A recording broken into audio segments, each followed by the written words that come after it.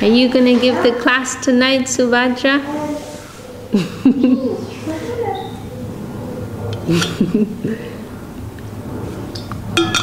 Tell us your realizations. What have you learned since you've been living in the temple? She's been here like 1 year now, huh? Not the full year, maybe like 5 months or 6 months. It's only been 6 months? No. I mean, we were before in class at his house. Oh, okay, but you were practically here, right? We were here all the time. Yes. She seems completely comfortable living in the temple environment. She loves it actually because there's more people around. Yes, it's like an extended family environment. Even in Venezuela, when we were there, like she would love when I would go to the temple for like a whole month. There's lots of people, things happening. Yes. Okay, so we're going to continue with Sharanagati.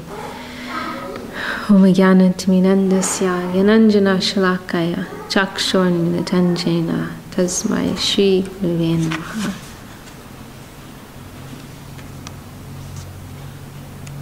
So we are in the middle of Mangala Charan, which is the auspicious invocation to Sharanagati, the first song of Srila Bhaktivinoda Thakur's collection, and also the song which we're singing every morning here in all the temples of Sri Chaitanya Saraswati Math. So let's see where we are. Oh yes, that's right.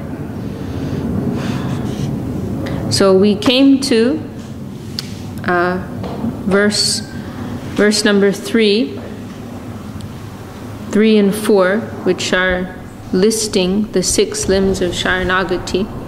And then in Param Guru Maharaj's commentary, he is citing from Prapana Jivanamrita his own verses, which are encapsulating the mood of each of these 6 limbs. And they're very beautiful. It's okay if we turn on those lights, you think, Prabhu? It's okay? Okay, so, pop quiz. Chandraprabhu, pop quiz. The 6 limbs of Sharanagati. 6 limbs. Avoiding the unfavorable, accepting the favorable. Yes.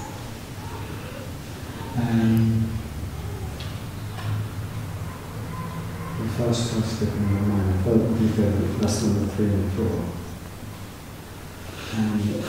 They're given in different orders.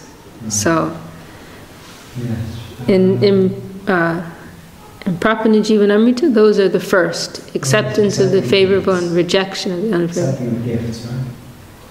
No, that's part of the 6 loving exchanges. Yeah, it gets confusing. There's different. Yes, it's true. That's also part of the 6 loving exchanges. Yeah. Okay, Ramananda, you can. Accepting the Lord's guardianship. Yes. Depending on the Lord. Well, confidence in the Lord's protection. I think that's what you're thinking of. Favorable, rejecting the favorable. Self-eating. Yes. Good.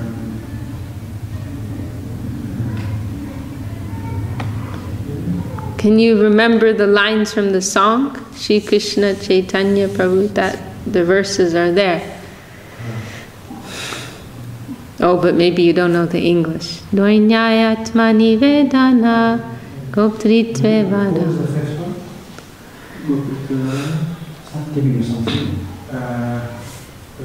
That means accepting the Lord's guardianship.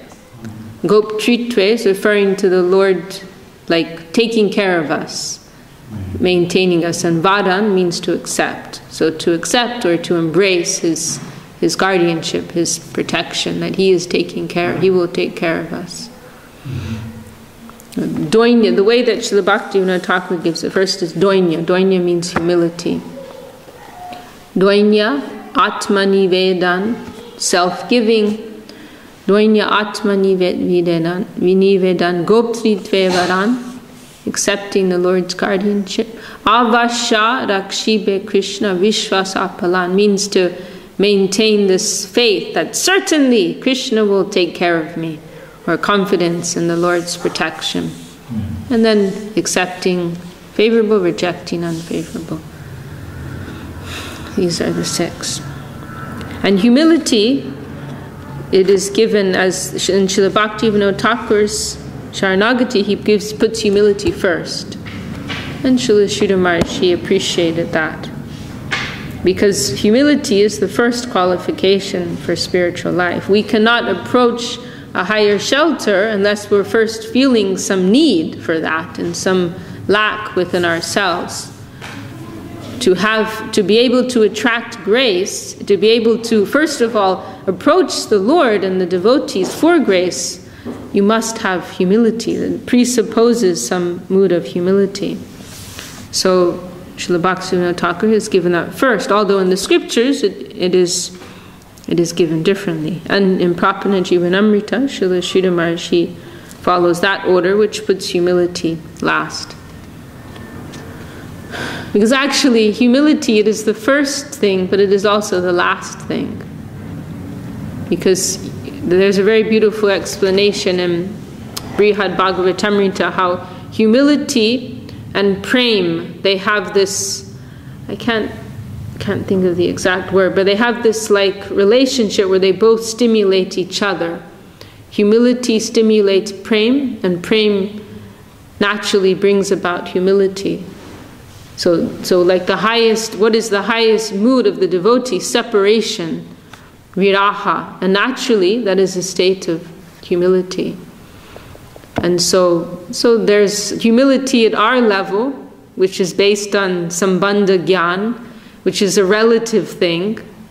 And then there is humility in the highest level, which is a different category.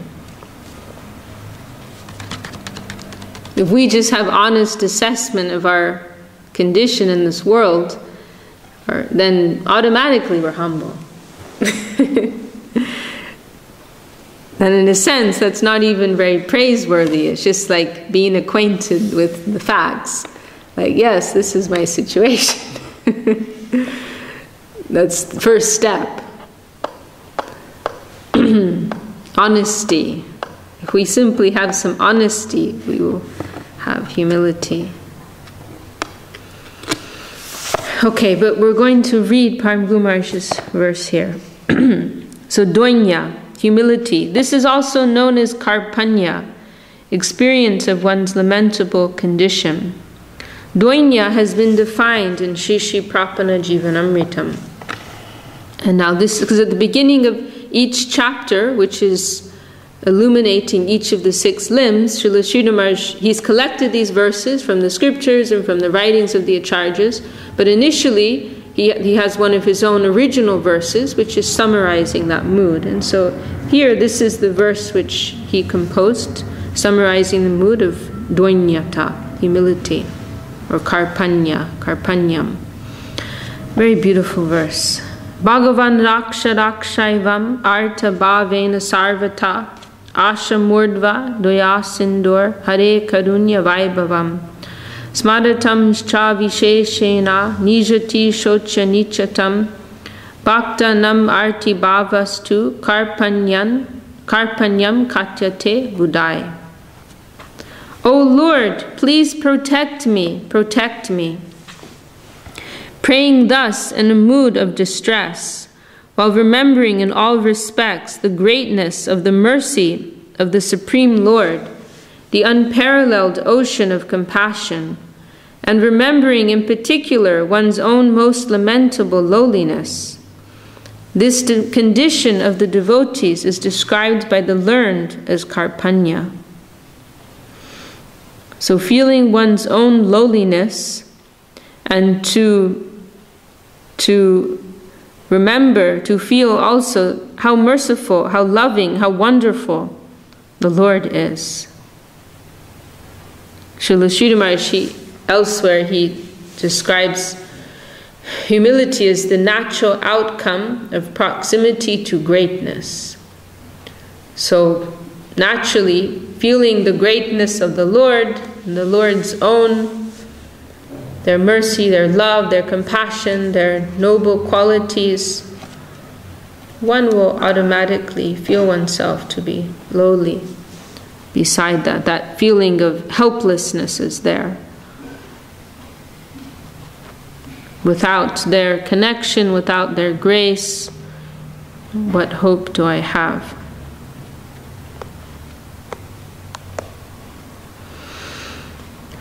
Okay. Then the next, Atma Nivedan, self-submission or self-offering. This is also known as Atmotsarga, self-dedication, and has been defined in Shri Prapana Jivanamritam. And this is Srila Sridhar Maharaj's verse from there. Krishna yarpit dehasya nirmamasya nahankrite manasastat sarupatvam smritam atma nivedanam. Atma Nivedan is known as the condition of having offered oneself to Krishna solely to satisfy him, while being devoid of possessiveness and false egotism. Atma Nivedan is known as the condition of having offered oneself to Krishna solely to satisfy him, while being devoid of possessiveness and false egotism. So these are the two components of ahankar. Ahamta mamata. I and mine. I exist, I am doing, and therefore all of this is mine. I am this, I am that, I am doing this, I am doing that, and this is mine, and that is mine. This is what the ahankar, the false ego, is composed of. So to be free from that, and to have fully offered oneself to the Lord, conceiving of oneself as his servant. There's that very nice example given.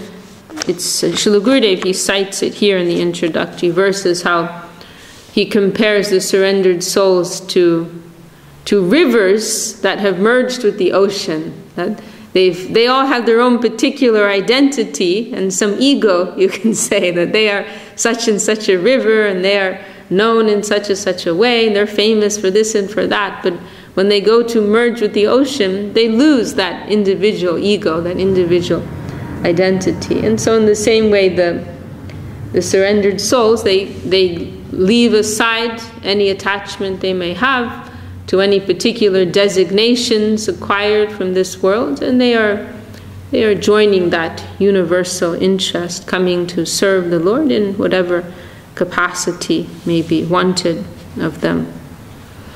And of course, it is a living merging. It is a qualified oneness. It is not merging into a non-differentiated plane like that, but it is a dynamic merging. Okay, now the third here, Goptritve Varan, embracing the Lord's guardianship. This is also referred to as accepting the Lord as one's maintainer, and has been defined in Shri Prapana Jivanamrita. Embracing the Lord's guardianship. So this is Srila Sridhar Maharaj's verse. He Krishna, pahimam nat, kripayat magatam kudu, ityevam prartanam krishnam praptum swami sarupata. Goptitve varanam gyeyam bhaktir hridya taram param, prapatye karta ketvena, prapatye karta Katvena Tadangitwena Tatsmritam. O Krishna, please protect me. O Lord, kindly accept me as your own. This prayer to obtain Sri Krishna as one's master is supremely pleasing to the hearts of the devotees and is known as Gopchitve Vadanam, embracing the Lord's guardianship. Gopchitve Vadanam expresses the very ideal of surrender and is thus considered to be its complete embodiment. The other 5 aspects of surrender are considered limbs. So this is a significant point. This mood of simply praying to the Lord to take us as His own, to be our maintainer, to embrace that relationship of the maintainer and the maintained. That is the central mood of Sharanagati. That is described as the Anga, right? No, sorry, Angi. And the others are described as Angas. Angi means like the main body, the main trunk. And the other 5 limbs, they are like supporting branches of that. But that is the main mood. And I find that very encouraging. Just to, doesn't even depend necessarily on one's own activity or effort, but simply to have that naked and surrendered mood. Lord, I am yours. Please accept me. I'm offering myself to you. Please take care of me. Please treat me as your own. Don't treat me as an outsider. It is a very hearty transaction, even to the extent that Srila Sridhar Maharaj has said, one may express to the Lord, if there's something wrong with me, then fix it. I am your property. If there's something wrong with my documents, if there's something wrong with my papers, then fix it. But I belong to you. I'm your property. You have to take care of me. In one of the Gopinath songs, there's a very nice expression where Srila Bhakti Thakur, he says, Oh Gopinath, is this your judgment? E ki vicharatava. This is your judgment? What kind of a judgment is this?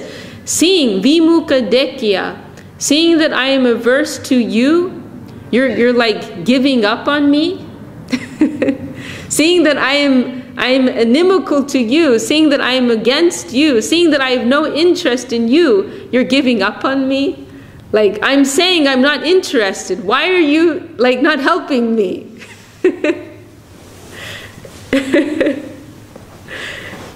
Of course, ordinarily, there's a very rational transaction. We would think, can I help you? No, I don't want your help. But here the devotee is saying, I've told you that I don't want your help. And so because I said that, you're ignoring me? Even though it's like a child, if the child tells the mother, oh, mommy, leave me alone, the mother is not going to leave the kid alone. And if she really does, then the child's going to be very disturbed. So in the same way, the devotee may approach the Lord with that mood of intimacy. I belong to you. I'm yours. Please take care of me. Don't leave me hanging like this. I'm your property. I belong to you. Ami tu tomar, tumi to amar. Ki kaj, apara dane. I am yours and you are mine. What need is there of any other wealth? Most hearty transaction, Srila Maharaj says. O Krishna, please protect me. O Lord, kindly accept me as your own. This prayer to obtain Sri Krishna as one's master is supremely pleasing to the hearts of the devotees and is known as Goptritve Varanam, embracing the Lord's guardianship. Goptritve Varanam expresses the very ideal of surrender and is thus considered to be its complete embodiment. The other 5 aspects of surrender are considered limbs. Okay, and then the next, Avasha Rakshibe Krishna. Rakshibe, like Rakak, Raksha, protect, referring to protection. Avasha, certainly, definitely. So, definitely Krishna will protect me.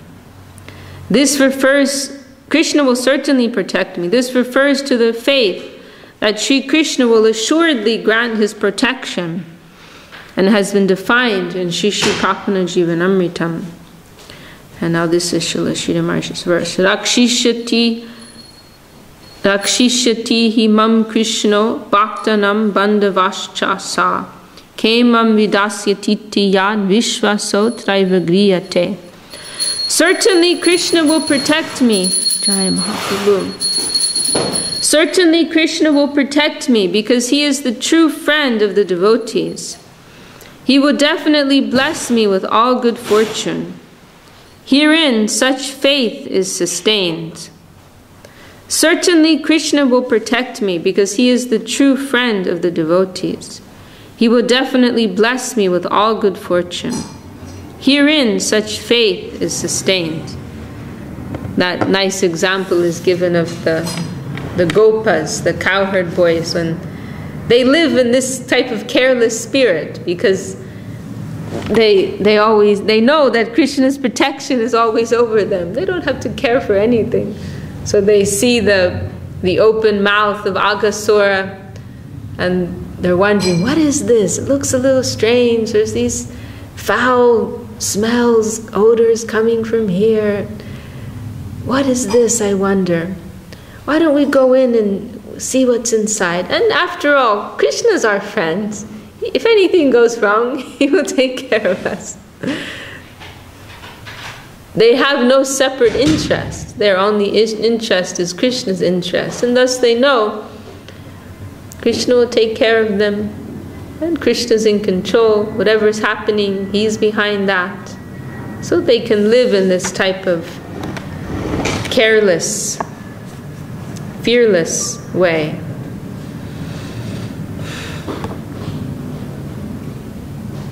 One who is free from separate interest, they are automatically fearless.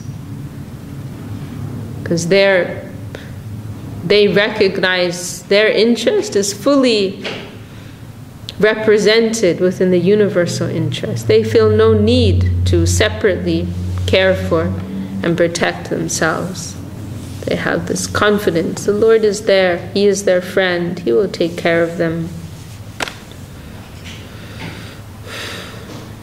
And then the next, anukul, favorable.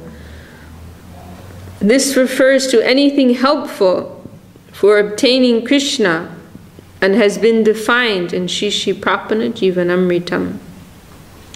Krishna Karshnaga Shad Bhakti Prapanat Vanukulake Krityatva Nishchayashanu Kulya Sankalpa Uchyate. Resolute conviction to do everything favorable to the service of Krishna, to the service of his devotees, and to surrender is called Anukul Yasya Sankalpa, acceptance of the favorable. Resolute conviction to do everything favorable to the service of Krishna, to the service of his devotees, and to surrender is called Anukul Yasya Sankalpa, acceptance of the favor. And this word Sankalpa, Anukul is referring to what is favorable, and Sankalpa we refer to as acceptance. But actually in Sanskrit, this word Sankalpa, it's like a strong word. It means, you're familiar with that word? You were studying Sanskrit, right? Okay. But it's kind of like a very strong promise, you know, like you might do some like ritual, like with water, if you're making a sankalpa, it's like a very serious thing. So when it says anukul yasya sankalpa, it means like you're like seriously you're making this vow, you're going to accept in your life whatever is favorable to the cultivation of your devotional life. And then pratikul, anukul, favorable, pratikul, unfavorable. This refers to anything that is an obstacle to obtaining Krishna and has been defined in Shri Shri Prapana Jivanamritam. And this is Srila Sridhar Maharaj's verse. Bhagavad Bhaktayor Bhakte Prapate Pratikulake Varjatve Nishchaya Pratikulya Varjanam Uchate. Resolute conviction to abandon everything that is opposed to the service of the Lord, to the service of his devotees, and to surrender is called Pratikulya Varjanam, rejection of the unfavorable. So these two things, they go hand in hand. You can't have one without the other. There has to be embracing the positive, and also we have to reject the negative. Because we may be embracing the positive, but to the extent that we're still holding on to the negative, to that extent the positive won't be able to exert its influence over us. But the more that our plate is clean, the plate is empty, the more we can appreciate the value of prasadam, the more it will really have its impact upon us. The less like garbage we're collecting from the mud of this world, the more we'll be able to really feel the value and the impact of what we're receiving on the positive side, of what we're hearing on the positive side. So both sides are necessary.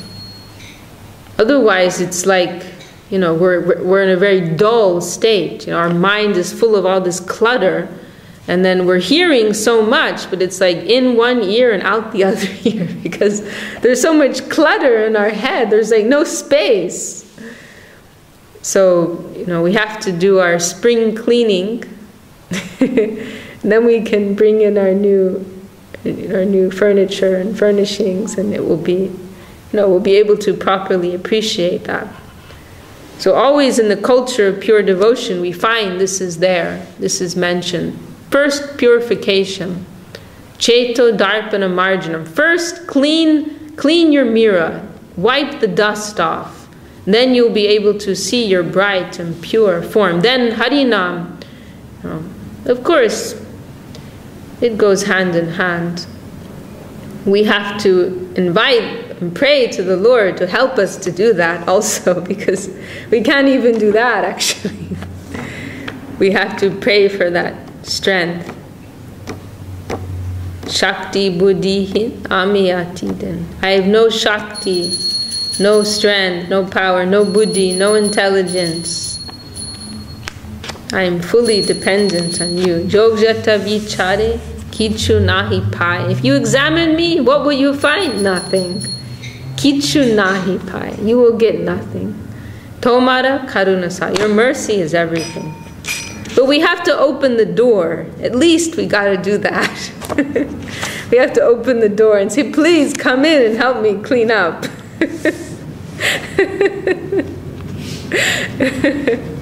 First we have to recognize it's dirty in here. The problem is when we think it's all looking fine. It looks dirty to you, it looks great to me. Okay. So then we can go to verse number 5. Shadanga Sharanagati Hoy Bejahar Tahara Partana Shune Srinanda Kumar. This verse, very nice. Srila Sridhar Maharaj, there's one place, I think in one of the sermons books, where he's discussing his inspiration to composing Prapana Jivanamrita. And this, he said this is one verse that really struck him. Srinanda Kumar hears the prayers of one who surrenders in this sixfold way. So very significant. Nanda Kumar, Krishna, means Krishna of Vrindavan. He hears the prayers of those souls who can follow Sharanagati, who can follow these 6 limbs of Sharanagati. Krishna only hears their prayers. So it means there's a filter system here. And Krishna has many delegations who are dealing with lower departments, lower sections. But that Krishna of Vrindavan, who is our aspiration, who Mahaprabhu gave us as the highest ideal, he only hears a particular section of prayers, those that are coming from the fully surrendered souls. from the Sharanagata section, who are free from any selfish motive. He hears their prayers only. So what an important, what a supreme position Sharanagati has. If we want to connect with that original, sweetest form of the Lord in Brajadam, we have to follow the path of Sharanagati. So this very much struck Srila Sridhar Maharaj. If we want that Krishna to hear our prayers, we have no other way. We cannot avoid the path of Sharanagati.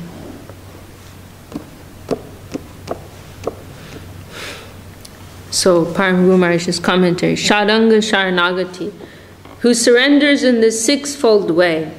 The 6 aspects of surrender are defined within Shivayu Purana and the Vaishnav Tantra.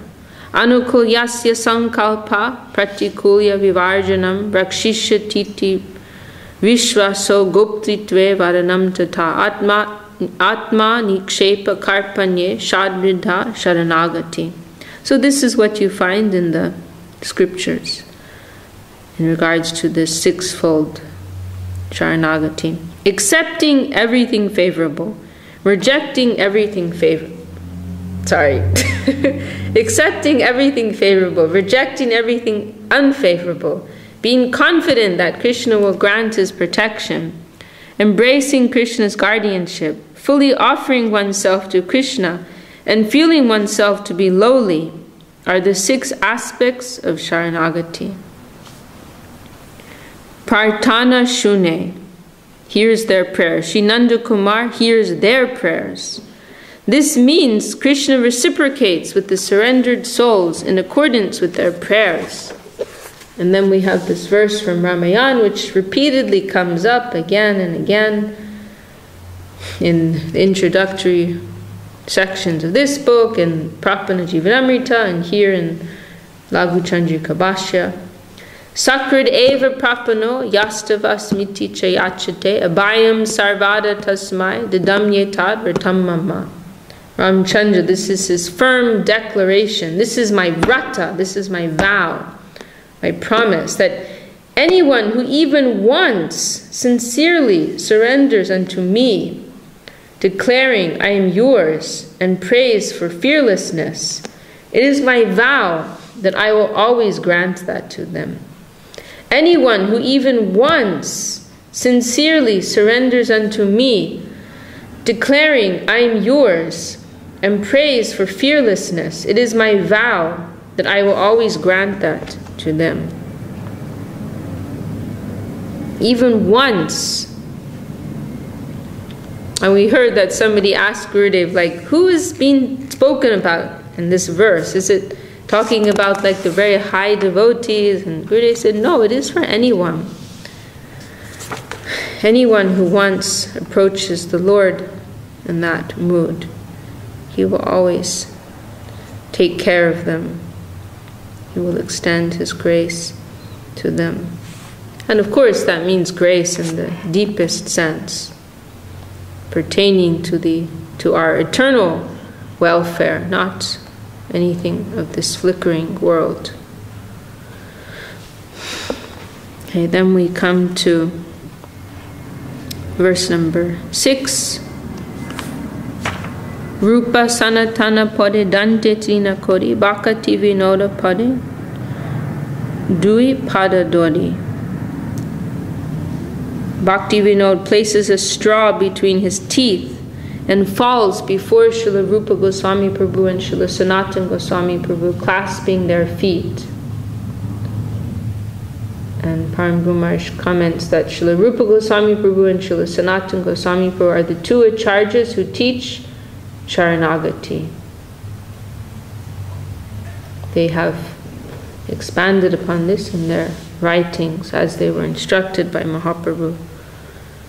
In verse 7, Kandya Kandya bole amito adam shikaye Sharanagati kodohe uttam. And Param Guru Maharaj comments, uttam, elevated.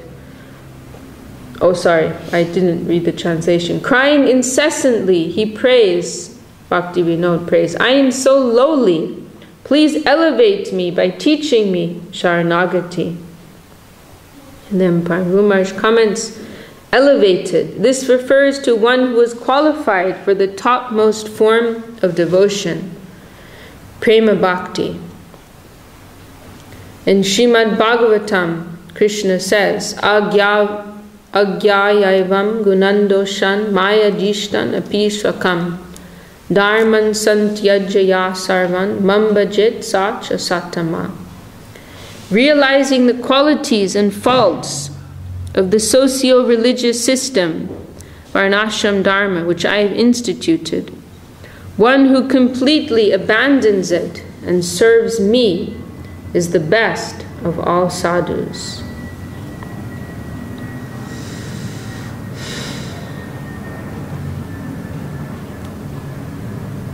The one who can leave aside can recognize the superiority of that supreme and central duty over whatever may be instituted in this world, and may leave that relative plain relative duty in order to attend to the higher duty. They are the best of all sadhus. They are qualified for Prema Bhakti.